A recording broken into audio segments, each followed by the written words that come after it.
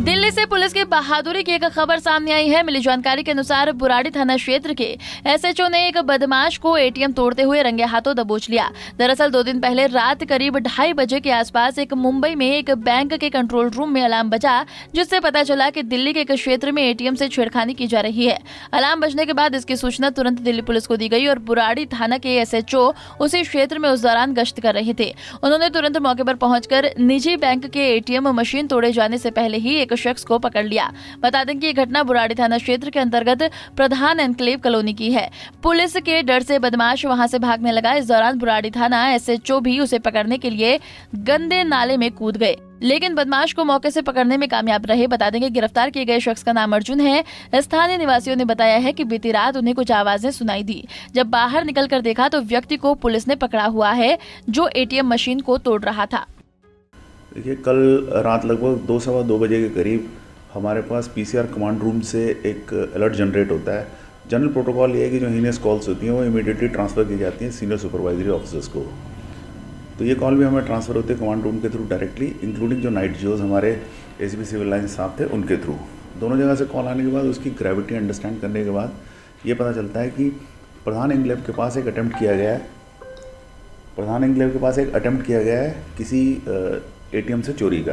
Call के हालात भी यही थे। मैं क्योंकि नाइट पेट्रोलिंग पे भी सब डिवीज़न में कल डिटेल था, तो ये सहूलियत मुझे जनरेट हुई कि उस वक्त बाय चांस मैं उसी एरिया से पेट्रोलिंग करके लौट रहा था, जो लगभग वहाँ से 1.25 किलोमीटर 1 किलोमीटर के आसपास का डिस्टेंस है। हम इमीडिएटली स्पॉट की तरफ जाते हैं और बाकी पीसीआर भी जाती हैं।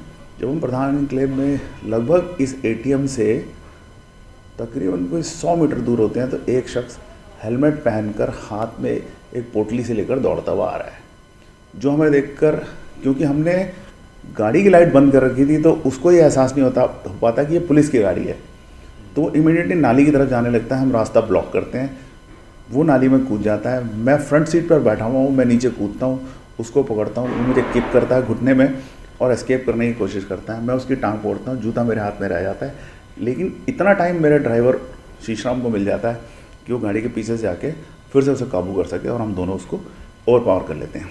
इसी बीच में हमारी शुगर 56 अल्फ़ा का स्टाफ जो इसके पीछे आ रहा था, जो शार्प बेंड होने के कारण नैरो गली में गाड़ी नहीं मोड़ पाया, वो पैदल आता है और वो दूर से बताते हैं कि सर यही वो आदमी है जो एटीएम के अंदर से वारदात करके भाग रहा था, जिसे हमने देखा तो ये भागा।